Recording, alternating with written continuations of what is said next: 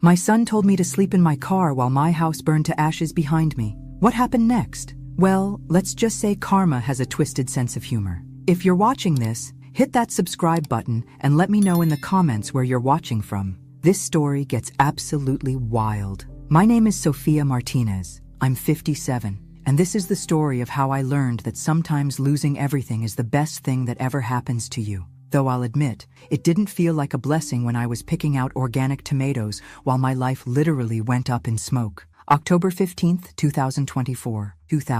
There I was, at Whole Foods, doing my usual Tuesday grocery run, because apparently I'm the kind of person who has a grocery schedule. My neighbor Mr. Chen called while I was having a very serious internal debate about whether Roma or beefsteak tomatoes would better complement my sad, lonely dinner. Sofia, fire, your house. Nothing quite ruins your produce selection like news of an inferno, let me tell you. The Palisades fires had jumped the highway again, because California fires are overachievers like that. I drove like a woman possessed through streets I'd known for 30 years, my cart of organic vegetables abandoned like my common sense. Police barriers blocked every route home. From the Pacific Coast Highway overlook, I got front row seats to the destruction of my entire adult life. The Victorian house where my husband Robert died in my arms, where I raised my son David, where I'd planned to grow old surrounded by photo albums and regret, gone faster than my hope for a peaceful retirement. Orange flames reached toward heaven like the world's most expensive fireworks show,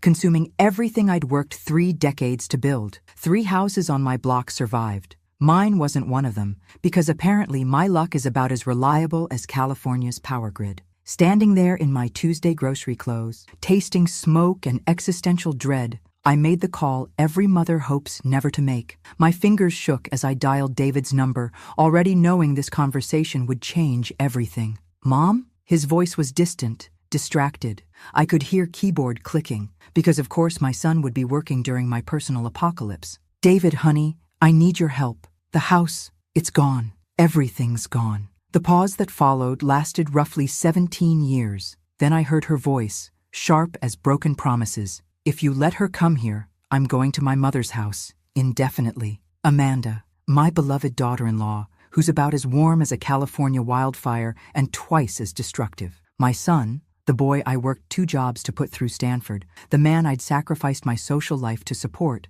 sighed like I'd asked him to donate vital organs instead of offering basic human decency to his homeless mother. "Mom, I'm really sorry about the house, but you can't stay here. Amanda's under tremendous stress at work right now." Ah, yes. Nothing says family values like prioritizing your wife's workplace anxiety over your mother's sudden homelessness. "David, I'm your mother. I literally have nowhere else to go. The insurance will cover a hotel. I'll call you later." Click. And there I stood, holding my phone like a prayer that went unanswered, surrounded by the smell of my destroyed dreams. I'd just learned the most expensive lesson of my life. Sometimes the people you die for are the same ones who'd let you live in your car. But here's the thing about rock bottom. It's got excellent Wi-Fi, and the view from there shows you exactly who people really are. You know what's hilarious about family loyalty? It's apparently a limited-time offer with terms and conditions that nobody reads until it's too late. I'd been David's entire universe for 32 years. When his father died of cancer 5 years ago, David held my hand at the funeral and made promises that sounded beautiful in grief speak. "We're a team now, Mom. You and me against the world." Sweet sentiment. Too bad it came with an invisible expiration date that coincided with his meeting Amanda Richardson. Let me paint you a picture of Amanda, 28, blonde in that "I spend more on hair than most people spend on cars" way, with a smile that could sell ice to polar bears, and probably has. She worked as a digital marketing consultant, which I quickly learned was millennial speak, for I have mysterious income sources and a LinkedIn profile full of buzzwords. Now, I'm not saying I disliked Amanda from day 1. That would be unfair and judgmental. I disliked her from day -3, when David showed me her photo, and she looked like someone who'd steal your parking spot and then compliment your car. From our first meeting, something felt off. She asked more questions about our family finances than my accountant, steered conversations away from her background like she was avoiding an FBI manhunt, and had this charming habit of playing victim whenever oxygen was present. "Sophia," she'd say during family dinners, tilting her head with the kind of fake concern usually reserved for broken appliances. Don't you think you might interfere a tiny bit too much in David's life? I mean, he's a grown man who can make his own decisions. The way she said it, all sugar and poison, made caring about my son's well-being sound like a personality disorder. When I offered to help pay for their wedding, I had $50,000 saved from Robert's life insurance. Amanda's response deserved its own theatrical review. Oh, Mother Martinez, you're so thoughtful, but David and I have everything handled. We wouldn't want to burden you financially, especially at your age. At my age, I'm 57, not deceased. That evening, David called with the fury of a man whose girlfriend had spent 2 hours crying into designer tissues. Apparently, I'd offered money in a condescending way and humiliated Amanda by implying they couldn't afford their own wedding. I tried explaining that helping with wedding costs is literally what parents do. It's in the job description somewhere between unconditional love and worrying until you die. But David had already joined Team Amanda. Mom, why can't you just be happy for us? Why does everything have to be about control? And that's how offering to pay for flowers became a hostile takeover attempt. Amanda could twist reality better than a pretzel factory, and David believed every word because love makes even engineers forget how to think critically. The worst part? She made manipulation look effortless. A strategically placed tear, a trembling voice, and suddenly I was the villain in my own son's story. Maybe I should have fought harder. Maybe I should have seen through her performance sooner. But when you love someone, you give them the benefit of the doubt, even when that doubt feels suspiciously like a knife in your back. I just had no idea how deep Amanda was willing to twist that knife. The isolation campaign began with the subtlety of a surgeon and the patience of a serial killer. Amanda didn't declare war. She just quietly rearranged David's entire world until I was edited out of the picture. Phase 1. Geographic separation. They moved to San Francisco, renting a $4,800 apartment that David absolutely couldn't afford on his salary alone. I know because I helped him create his first budget in college, back when I was still allowed to care about his financial well-being. Amanda's business is really taking off, David explained during one of our increasingly brief phone calls. She needs to be closer to her clients in the city. Right, her mysterious clients who never seem to need actual meetings or produce identifiable results. But sure, let's uproot your life for Amanda's imaginary empire. 2 hours away from me. What a delightful coincidence. Phase 2. Communication control. Phone calls became rarer than honest politicians. When I did call, Amanda always answered with a voice so sweet it could cause diabetes. Oh, hi, Mother Martinez. David's just stepped into the shower. Or, he's taking a well-deserved nap. Or, he's on a super important work call and can't be disturbed. He'd call back maybe once every 10 attempts. And when he did, conversations felt like obligatory check-ins rather than genuine connection. Phase 3. Holiday hijacking. Thanksgiving 2023. Amanda has food poisoning. Christmas. Amanda has a terrible migraine and needs complete darkness and silence. I spent Christmas alone, microwaving a turkey dinner for one while watching romantic comedies where families actually enjoyed each other's company. The silence in my house was so loud it had its own echo. Then I made my first tactical error. I checked Instagram. Las Vegas. 3 days of pool parties, spa treatments, and expensive dinners. Amanda in designer everything. David looking happier than I'd seen him in months. The geotags told a story of luxury and leisure that somehow coincided perfectly with her migraine. When I confronted him the next day, David's response was swift and brutal. Mom, stop stalking us on social media. Can't you just be happy that we're happy? Amanda was genuinely sick. We needed a few recovery days. Why do you always have to make everything about you? And there it was. Caring about my son's honesty had somehow become narcissistic behavior. Amanda's training program was working perfectly. The next year was a masterclass in psychological warfare. She convinced David I was possessive and unable to accept his independence. She scheduled their rare visits during my work hours. She started calling me Mother Martinez instead of Sophia, technically respectful, but it felt like being addressed by a collections agency. By the time my house burned down, I was already a stranger in my son's life. Amanda had successfully performed a relationship amputation so clean, I barely felt it happening. But here's what Amanda didn't understand about mothers. We're like elephants. We remember everything, and we never forgive anyone who hurts our babies. She thought she'd won the war by conquering David's heart. What she didn't realize was that she'd just made her first real enemy, and I had absolutely nothing left to lose. The Motel 6 on Sepulveda Boulevard became my temporary palace of despair. $89 a night for accommodations that made prison cells look like luxury suites. The coffee maker produced liquid that violated several Geneva Convention articles. And the walls were so thin, I became intimately acquainted with my neighbor's relationship problems, snoring patterns, and questionable television choices. David didn't call, not once, not even to confirm I hadn't been murdered by the questionable stains on the carpet. The closest thing to family contact was a text on day 4. "How's the insurance stuff going?" Like I was updating him on routine car maintenance instead of the complete destruction of my adult life. My savings account bled money faster than my faith in human decency. $1,200 and falling, while the insurance company decided my house fire needed more investigation than a presidential assassination. Apparently, wildfire claims trigger extra scrutiny because people occasionally commit arson for money. Who knew? Day 8, I graduated from the motel to my Honda Civic. The Walmart parking lot became my bedroom,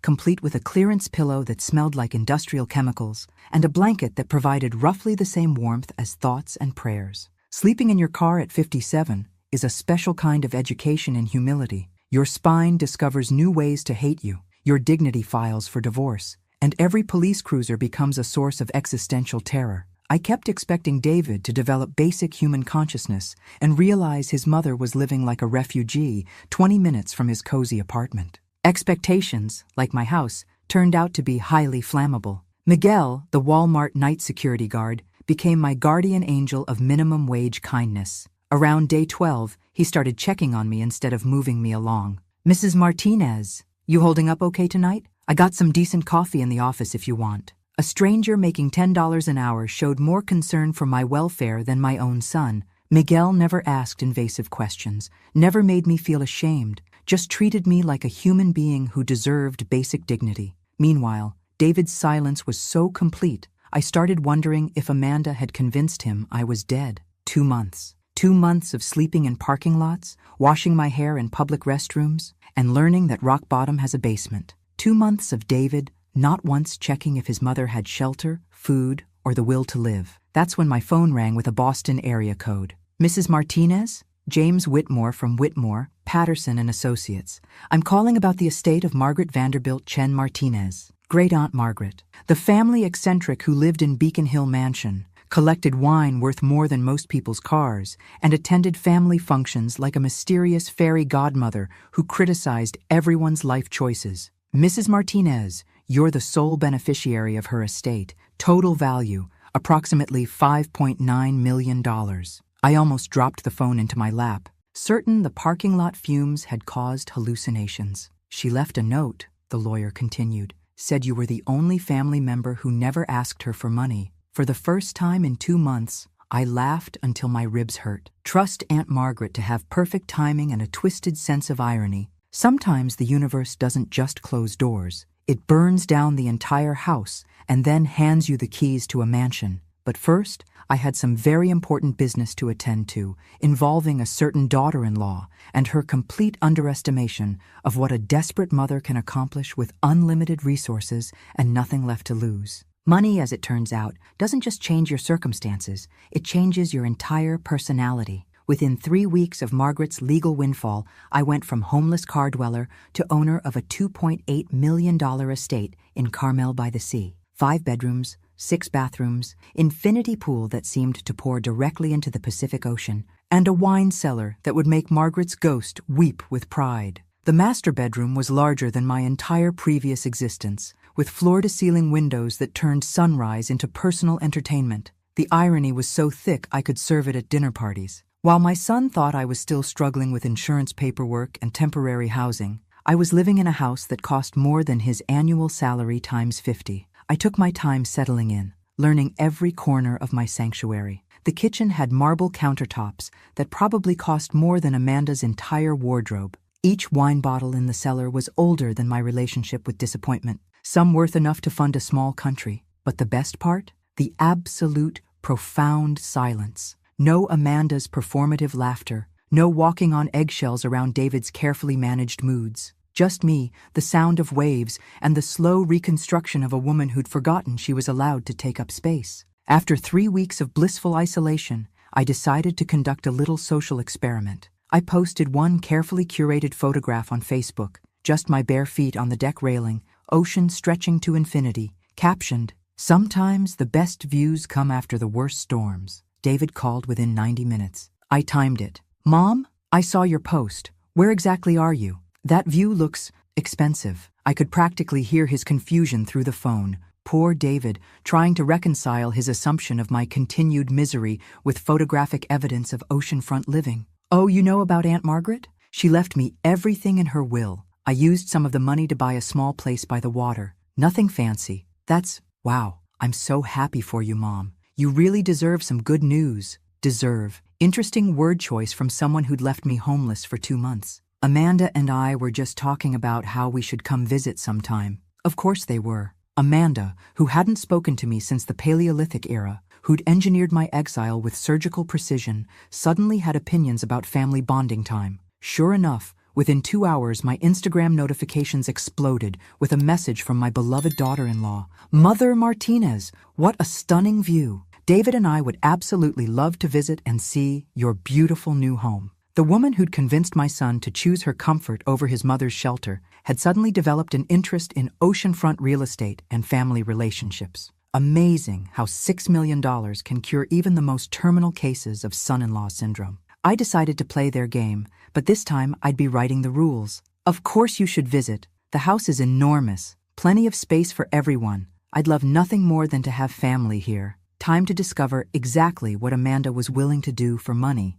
and more importantly, time to find out what she'd already done that I didn't know about yet. Something told me this story was about to get much more interesting than real estate investments and family reconciliation. Call it intuition, call it paranoia, but when someone spends a year isolating you from your own child, they usually have bigger plans than just emotional manipulation. I was about to find out exactly how big those plans really were. Planning a family reunion requires careful preparation, especially when you suspect one of the family members might be a professional sociopath. So naturally, I decided to do some background research on my beloved daughter-in-law. Call it motherly curiosity with a side of vindictive fact-finding. I hired Marcus Webb, Los Angeles' most expensive private investigator, former FBI, 30 years of experience, and a daily rate that would make most people reconsider their life choices. But when you're sitting on Margaret's fortune, $5,000 a day feels like pocket change well spent on potential entertainment. "I want to know everything about Amanda Richardson," I told him over overpriced coffee in Beverly Hills. "Employment history, financial records, family background, college transcripts, parking tickets, library fines. If she's ever sneezed in public, I want documentation." Marcus smiled like I'd just handed him Christmas morning. "Mrs. Martinez, people like Amanda always leave trails. You can reinvent your personality, but you can't rewrite your digital footprint. Give me 3 weeks." While Marcus conducted his electronic archaeology, I studied Amanda like she was a final exam in advanced manipulation. Her social media presence was curated with museum-quality precision. Expensive restaurants, designer outfits, luxury vacations that cost more per day than most people's monthly rent. All funded by David's salary while she played entrepreneur with her mysterious digital marketing consulting business that seemed to involve a lot of Instagram posts and 0 actual clients. Here's what didn't add up. No professional website beyond a basic template that screamed, "I made this in 20 minutes." No business license registered with California. No tax returns showing business income. Just a LinkedIn profile stuffed with buzzwords that could mean absolutely nothing. David, brilliant with engineering equations and hopeless with human psychology, never questioned where Amanda's spending money originated or why her clients never required actual meetings or produced tangible results. I invited them for a long weekend with calculated enthusiasm. The guest wing has its own kitchen and bathroom. You'll have complete privacy. Plus, I thought it might be nice for us to really get to know each other. Amanda practically purred when David called to confirm. "She sounds so generous. I think I completely misjudged her character before. Maybe we just needed time to understand each other better." Right. The woman who'd orchestrated my social exile had suddenly developed insights into family psychology and the healing power of oceanfront bonding time. I spent the weeks before their visit making some strategic home improvements. Smart locks with app control, updated security system, and a consultation with a tech specialist about creating monitoring zones throughout the house. "You want comprehensive audiovisual coverage?" the technician asked. "For security purposes, of course. When you have valuable assets, you can never be too careful about knowing exactly what's happening in your home." He nodded like wealthy people requesting elaborate surveillance was perfectly normal Tuesday business. 3 days before their scheduled visit, Marcus called with his preliminary findings. "Mrs. Martinez, we need to talk. What I've found, let's just say Amanda Richardson has some very interesting hobbies that don't involve digital marketing." His voice carried that particular tone investigators use when they've discovered something that's going to ruin someone's entire worldview. "How interesting are we talking? The kind that usually involves federal charges and plea bargains. Can you meet me tomorrow?" I hung up with a smile that probably looked terrifying to my reflection. Finally, some answers. And if Amanda thought she could manipulate her way through a weekend at my house while hiding criminal secrets, she was about to learn that some mothers don't forgive, and some games have consequences she never saw coming. Marcus arrived at my house looking like a man who'd spent 3 weeks digging through someone's dirty laundry and found actual bodies buried underneath. "Mrs. Martinez, Amanda Richardson's employment history is more fiction than fact. She's been collecting unemployment benefits for 18 months while claiming to run a consulting business. That's textbook fraud, but honestly, that's the least concerning thing I discovered." He opened a folder thick enough to choke someone, filled with documents that were about to destroy what was left of my faith in my son's judgment. "She's opened multiple credit cards in David's name over the past 2 years. I'm tracking 6 different accounts with a combined debt of over $70,000. She's been making minimum payments from his checking account, keeping the statements hidden." My coffee cup stopped halfway to my mouth. 70,000? It gets worse. She's been systematically accessing his investment accounts, transferring money into cryptocurrency wallets he doesn't know exist. Approximately 35,000 in Bitcoin and Ethereum over the past year. I set down my cup before I threw it at something expensive. "What else?" "Amanda Richardson didn't exist before 2019. Birth records show Amy Peterson from Phoenix, Arizona. The identity switch coincides with someone named Marcus Peterson getting arrested for financial fraud in Arizona." "Peterson? Brother, cousin, or partner?" "Probably all 3. "Mrs. Martinez, your son isn't dating a manipulative girlfriend. He's dating a professional con artist with a documented criminal history." The walls of my beautiful house suddenly felt like they were closing in. David wasn't just being emotionally manipulated. He was being systematically robbed by someone who'd made financial fraud into performance art. "There's more," Marcus continued with the enthusiasm of someone about to detonate a nuclear bomb. "Amy Peterson has a pattern. She targets recently divorced or widowed men with substantial assets, creates emotional dependency, then drains their resources before disappearing. David fits her victim profile perfectly." I stared out at the Pacific, watching waves crash against rocks, and realized my son wasn't just stupid in love. He was being hunted by someone who'd turned relationship fraud into a career path. How many others? At least 3 that I've documented. Michael Thompson in Phoenix, lost his house and retirement savings. James Rodriguez in Denver, bankruptcy and divorce. Thomas Chen in Las Vegas, currently in therapy and living with his parents at 45. Each name hit like a physical blow. David wasn't Amanda's first victim. He was just the latest mark in what appeared to be a multi-state crime spree disguised as romance. That evening, David and Amanda arrived for their weekend visit, all smiles and weekend bags. Amanda hugged me like we were long-lost best friends, gushing about my house, my taste, my incredible transformation since the tragedy. "Mother Martinez, this place is absolutely magical. The energy here is so healing. I can see why you chose it for your new beginning." I smiled and played gracious hostess while mentally calculating prison sentences for identity theft and fraud. She had no idea that every word, every gesture, every fake compliment was being recorded for posterity and potential legal proceedings. But here's what I still didn't understand. If Amanda was such a professional criminal, why was she still with David after 2 years? Her previous cons had been quick strikes lasting 6 to 8 months. What was she waiting for? What was the bigger prize that made my son worth this much time and patience? I had a feeling this weekend was going to provide some very educational answers. And Amanda was about to discover that some mothers don't just get mad, they get forensic.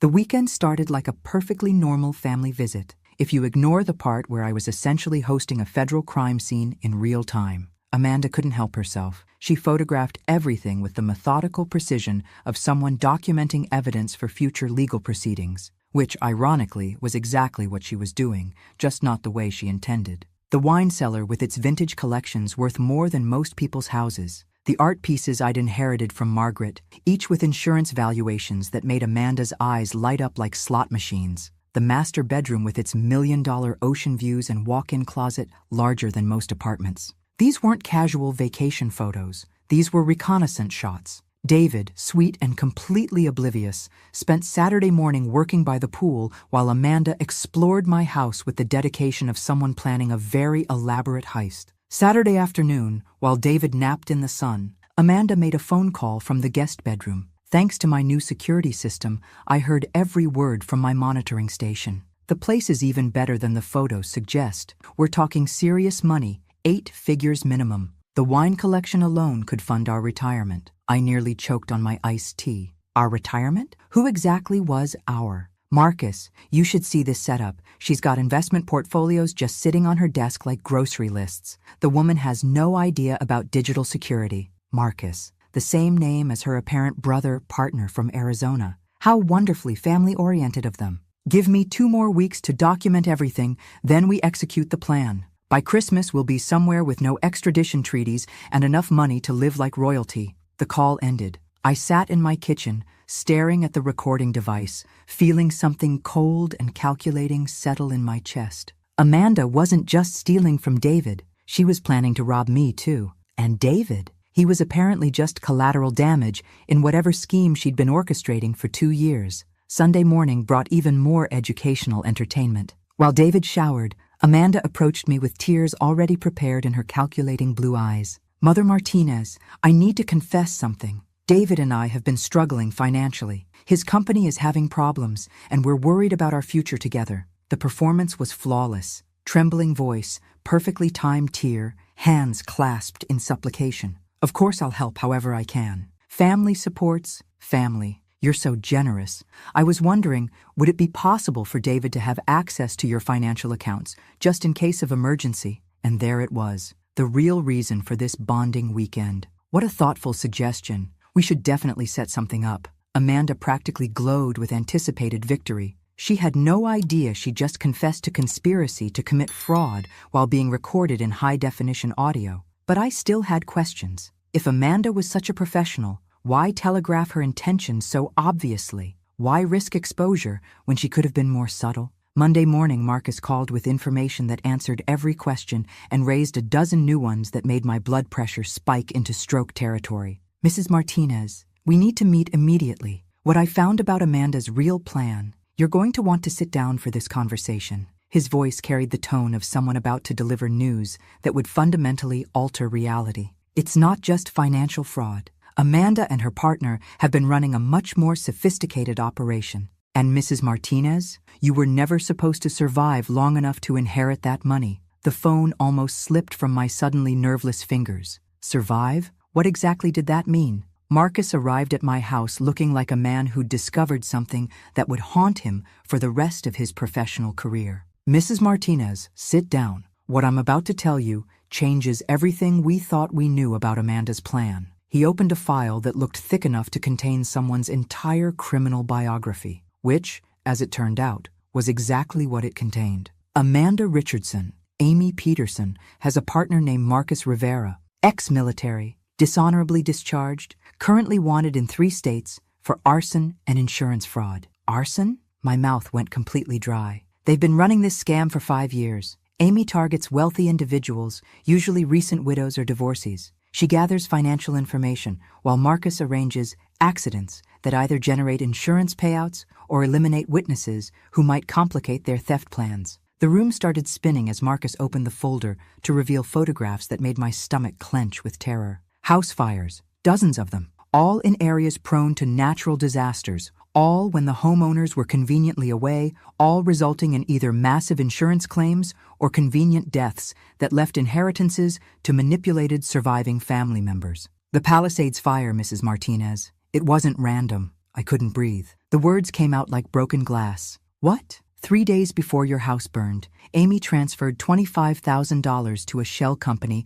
Marcus operates, the same company that was contracted for pest control services in your neighborhood 2 weeks before the fire. The organic tomatoes. My Tuesday routine. The fact that Amanda knew exactly when I'd be shopping because David had mentioned my schedule during our last awkward family dinner. She tried to kill me? The plan was simple. House fire eliminates you. David inherits your insurance payout and property. Amanda marries him and gains access to everything. Then David has a tragic accident and she inherits it all. Clean, profitable, and she'd done it successfully twice before. I stared at the photographs of burned houses, each one representing someone's destroyed life, someone's planned murder disguised as natural disaster. But then Aunt Margaret died and left you $6 million, Marcus continued. Suddenly, Amanda had a much bigger prize to target. Why settle for $300,000 in insurance money when she could steal $6 million in inheritance? So she kept David alive because she needed access to my money. Exactly. But Mrs. Martinez, the timeline has accelerated. I found communications between Amy and Marcus. They're planning to execute their endgame within 2 weeks. My hands were shaking so hard I could barely hold the photographs. Execute? House fire here, while you're asleep. David inherits everything as your closest living relative. Amanda marries him immediately, gains legal access to the inheritance. Then David has a tragic accident, probably another fire, and she disappears with everything. The beautiful ocean view outside my windows suddenly looked like a backdrop for my own murder scene. This woman hadn't just isolated me from my son or stolen his money. She'd tried to kill me once and was planning to finish the job, along with murdering David once he'd served his purpose. How long do we have? Based on their communications, they're planning the fire for next weekend, probably during your next family visit. I looked at Marcus, feeling something cold and final settle in my chest. Amanda thought she was playing chess with a grieving widow who'd stumbled into unexpected money. She had no idea she'd just declared war on someone who'd lost everything once and had absolutely nothing left to fear. Marcus, how do we make sure Amy Peterson and Marcus Rivera spend the rest of their lives in federal prison? He smiled with the satisfaction of a hunter who'd finally cornered the most dangerous prey of his career. Very carefully, with more evidence than any jury could ignore, and with their own recorded confessions of planned murder, it was time to turn the tables. Amanda wanted to play with fire? Perfect. Let's see how she handled getting burned. Planning to catch a killer requires a special kind of cold-blooded patience, and fortunately, rage had burned away any lingering maternal warmth I might have felt toward preserving Amanda's well-being. I called David the next morning, injecting just the right amount of lonely gratitude into my voice. Honey, I've been thinking about this weekend. You both seemed so relaxed here, and it occurred to me that I'd love to have you back for a longer visit. Maybe a full week? Really? That sounds amazing, Mom. Amanda's been talking nonstop about how peaceful your place feels.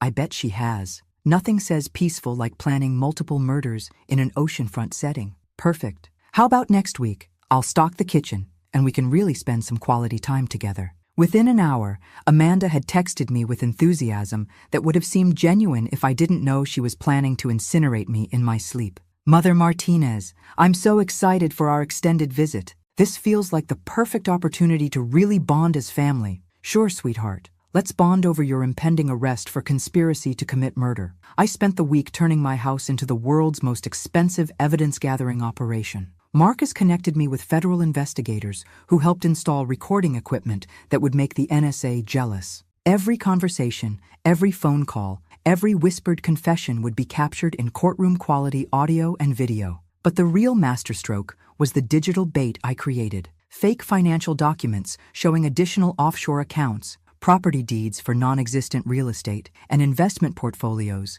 that made my actual inheritance look like pocket change. She'll take the bait, Marcus assured me. Criminals like Amy can't resist a bigger score. Tuesday morning, they arrived with weekend bags and murder plans disguised as family bonding time. Amanda hugged me with Oscar-worthy enthusiasm while I smiled and calculated prison sentences. For 3 days, I played perfect hostess while Amanda played perfect future murderer. She helped with cooking, asked detailed questions about my estate planning, and suggested we update my will to make sure David is properly protected. David was genuinely happy, probably for the first time in months. Mom, I'm so glad you and Amanda are finally connecting. She really does care about family. Poor David, still believing in fairy tales while living in a crime scene. Thursday night, Amanda made the call I'd been waiting for. Marcus, everything's in place. The fire accelerants are positioned, and I've documented all the financial accounts. Tomorrow night, we execute the plan.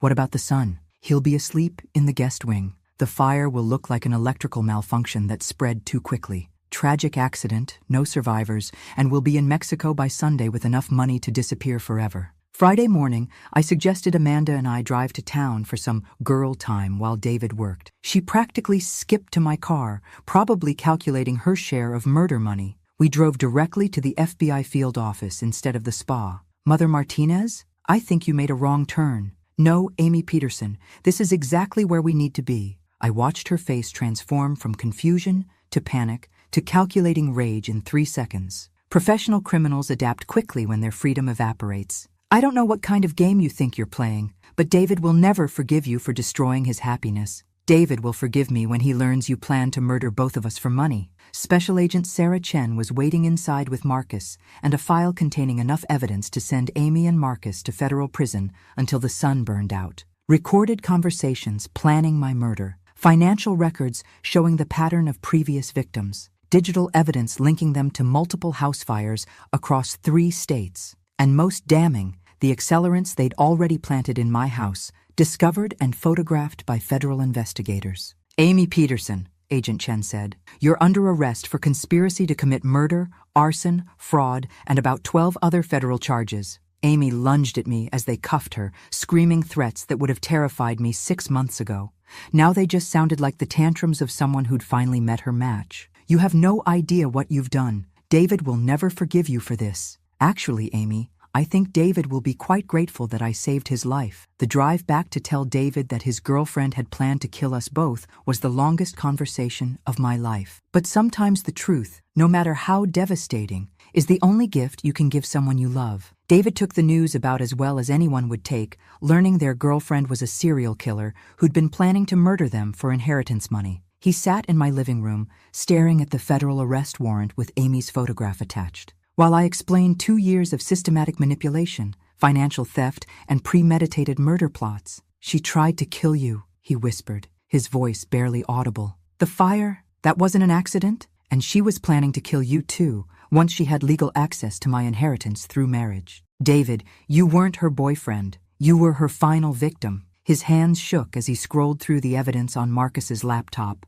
Financial records showing $70,000 in stolen debt. Photos of accelerants found in our house, recorded conversations planning our deaths with the casual tone most people use to discuss dinner plans. I chose her over you, he said finally. When you lost everything, when you needed help, I chose someone who was planning to murder us both. The guilt in his voice was so thick I could taste it. But honestly, after everything I'd been through, David's remorse felt less like an apology and more like the first step toward rebuilding something we'd both allowed to break. You were being manipulated by a professional criminal. Amy Peterson made fraud and murder into an art form. You weren't stupid, David. You were targeted. Over the next few months, the federal case against Amy and Marcus became a prosecutor's dream. 3 states' worth of evidence, multiple victims willing to testify, and recorded confessions of planned murder. Amy Peterson was sentenced to life in federal prison without possibility of parole. Marcus Rivera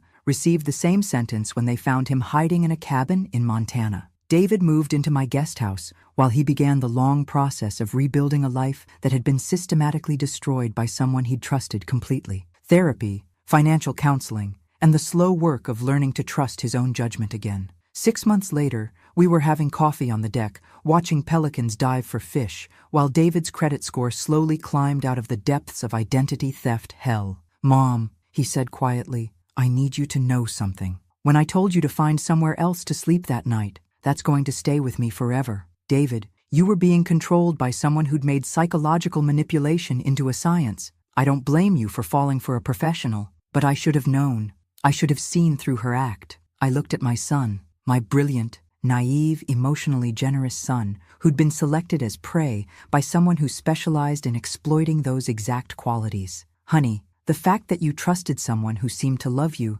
doesn't make you stupid. It makes you human. Amy Peterson spent 2 years studying your psychology and crafting the perfect performance to exploit your best instincts. He nodded, but I could see the shame would take time to fade. That's okay. We had time now, and guilt makes excellent fertilizer for personal growth. Besides, I added with a smile that felt like my old self returning, look how this story ended. She's in federal prison. You're alive and learning to spot red flags. And I got to experience the deep satisfaction of watching a serial killer get arrested while wearing handcuffs that matched her fake personality. David laughed for the first time since Amy's arrest. When you put it that way, it sounds almost like justice. Justice with a side of poetic irony. Amy thought she was playing chess with a grieving widow. Instead, she played Russian roulette with a mother who'd lost everything and had nothing left to fear. We sat in comfortable silence, watching the Pacific crash against rocks that had survived much worse storms than one criminal's greed.